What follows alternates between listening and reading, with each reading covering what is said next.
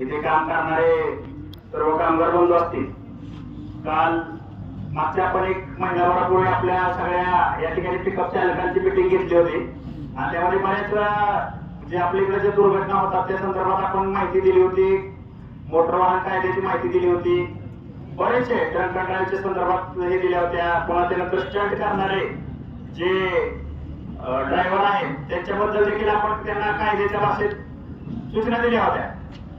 परंतु तरी देखील काही आपले जे पिकअप चालक आहेत ते लोकांच्या जीवाशी खेळणं त्यांचं चालत आहे. काल ओतूर पोलीस स्टेशनच्या हद्दीत एक पिकअप चालक यांच्याकडनं एक घटना घडली. त्याच्यामध्ये जवळजवळ एक महिला या ठिकाणी मयत झालेली आहे, जवळजवळ एक 15-20 लोक त्याच्यामध्ये या ठिकाणी गंभीर जखमी झालेले. तर आपल्या अडदानपणामुळं आपण इतर लोकांच्या जीविताशी खेळणं करतोय आणि बरेचसे लोक अजून पण वारंवार सूचना देऊन देखील त्याच्यामध्ये ते नागरिक डान्स किंवा दारू पिऊन गाडी चालवणं अशा पद्धतीने ते खेळ काही संपत नाहीये. तर त्या संदर्भात या ठिकाणी आज आपल्याला माहिती देण्यासाठी किंवा सूचना देण्यासाठी माननीय उपविभागीय पोलीस अधिकारी श्री धनंजय पाटील साहेब आलेले आहेत. तर मी साहेबांना या ठिकाणी विनंती करतो की आपण या ठिकाणी यांना मार्गदर्शन करावं. सर्व या ठिकाणी एकदम शॉर्ट नोटीसवर उपस्थित असलेले सर्व पिकअप चालक मालक, त्याचबरोबर आडतचे मार्केट कृषी उत्पन्न बाजार समितीचे जे सदस्य आणि त्याचे मेंबर या ठिकाणी उपस्थित आहेत.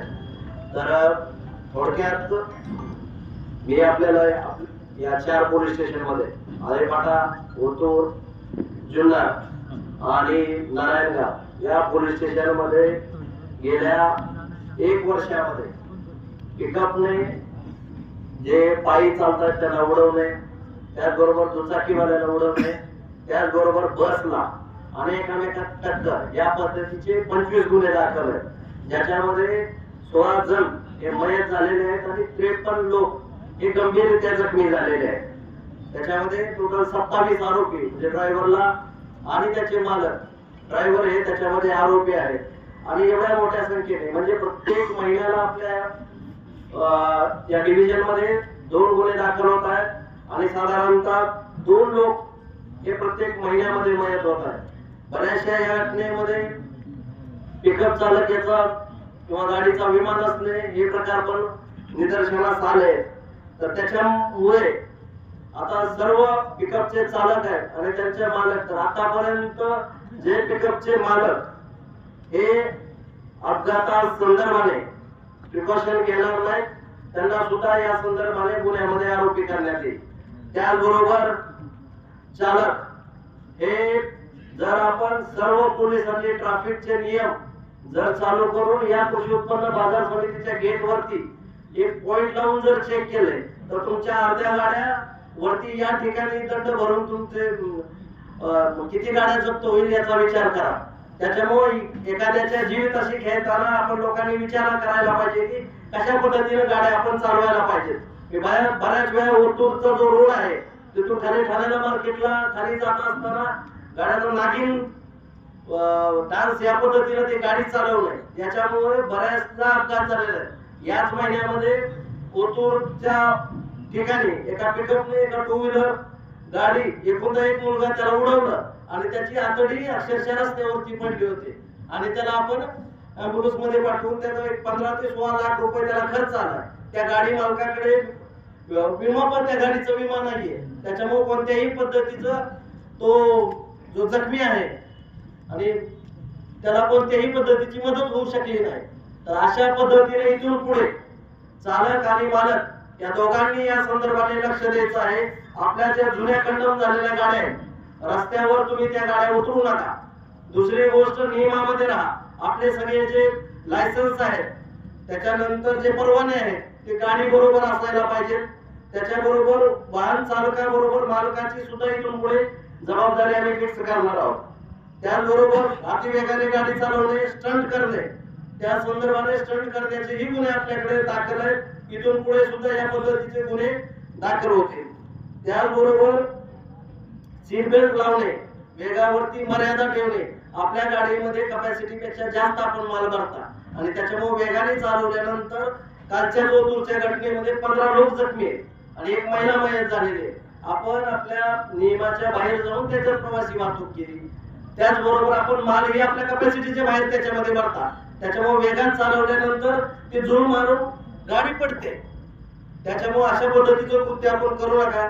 त्याचबरोबर मी कृषी उत्पन्न बाजार समिती यांनी सुद्धा वेळोवेळी आमच्या ट्रॅफिक पोलिसांशी आपण कोऑर्डिनेशन ठेवून या ठिकाणी यांच्यासाठी ज्या सूचना असतील किंवा काही प्रशिक्षण असेल ते आयोजित करावं. आणि मी आमचे दोन्ही जे एपी आहेत त्यांना सांगतो की आपण आपले ट्रॅफिकचे लोक इथं द्या आणि यांना त्या संदर्भातलं प्रशिक्षण द्यावं. त्याचबरोबर फिटनेस सर्टिफिकेट आणि मग वाहन चालक जे आहेत तर मालकांनी तुम्ही या सर्व चालकांचं आपण कॅरेक्टर व्हेरिफिकेशन करून घ्यायचंय. ज्यांच्यावरती जुने गुन्हे दाखल आहेत त्यांनी त्या संदर्भातलं पोलीस स्टेशनला कळवायचं.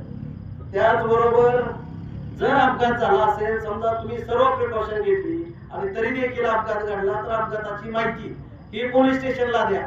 एखाद्याची आपण माहिती दिल्यामुळे एखाद्या व्यक्तीचा जीव त्या ठिकाणी वाचू शकतो. तिथं सोडून पळून जाऊ नका. त्याच्यानंतर ज्या ठिकाणी शाळा आहेत, ज्या ठिकाणी मंदिरात कुठे कार्यक्रम चालू आहे, कोणती स्थळ त्या ठिकाणी गाडी क्रॉस होताना आपण हळूच त्या ठिकाणी गाडी चालवायची आहे. त्याचबरोबर इथून पुढं नियम सातत्याने जर तोडत असतील तर त्यांचे परवाने निलंबित केले जातील आणि ती गाडी रस्त्यावरची येणार नाही या संदर्भातली खात्री पोलीस विभागाकडून बाळगण्यात येईल. त्याचबरोबर आपण पोलीस विभागामार्फत दर महिन्यामध्ये या ठिकाणी आपण कार्यक्रम आयोजित करू आणि या वाहन चालकांना आपण ते कशा पद्धतीने सेफ ड्रायव्हिंग करतील या संदर्भात आपण त्यांना माहिती इथून पुढे देत जाऊ. तर हे सूचना वजा धमकी वजा सूचना मी या ठिकाणी दिलेल्या आहेत. हे एखाद्याचे जीव वाचवण्यासाठी आहे. याचा परिणाम म्हणून पुढच्या वर्षी किंवा या पुढच्या महिन्यामध्ये एकही अपघात होणार नाही. आपण इथे मला वाटतं एक 10% सुद्धा चालक या ठिकाणी उपस्थित नाहीये. परंतु आपण ज्या ज्या ग्रुपमध्ये आहात, ज्या ठिकाणी ड्रायव्हर आणि चालक आणि मालकांच्या तुम्ही संपर्कात आहात त्या लोकांना तुम्ही सांगा की आपल्या ड्रायव्हिंग करण्यामुळे एखाद्याचा जीव जातो तर तो जीव वाचवण्याची जबाबदारी पोलीस विभागाबरोबर आपण सगळ्यांची आहे. तर या ठिकाणी मी एवढं बोलतो. आपण सर्वजण पोलिसांनी दिलेले नियम पाळाल ही मी या ठिकाणी अपेक्षा व्यक्त करतो. धन्यवाद.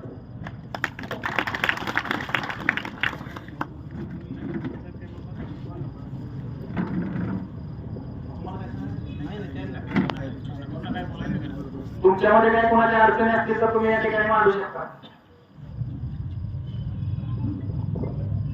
लक्ष द्या, आता माननीय डीवाय साहेबांनी खूप महत्वाच्या सूचना दिलेल्या आहेत. आपल्या चुकीच्या वागणुकीमुळे बरेचसे लोक या ठिकाणी मागच्या वेळेस सूचना